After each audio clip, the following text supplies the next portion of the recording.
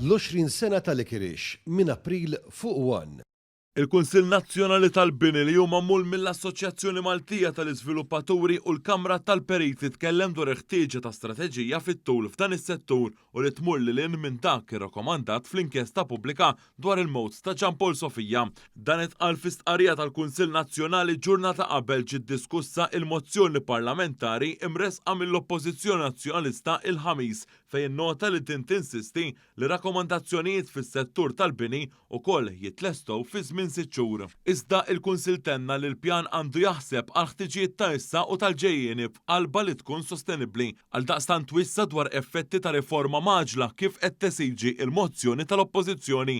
Il-Kunsill Nazzjonali tal-Bini appella li rakkomandazzjonijiet għandhom bżonn diskussjoni serja u m'għandu jittieħed l-ebda gwadan politiku minn din it-tip ta' diskussjoni.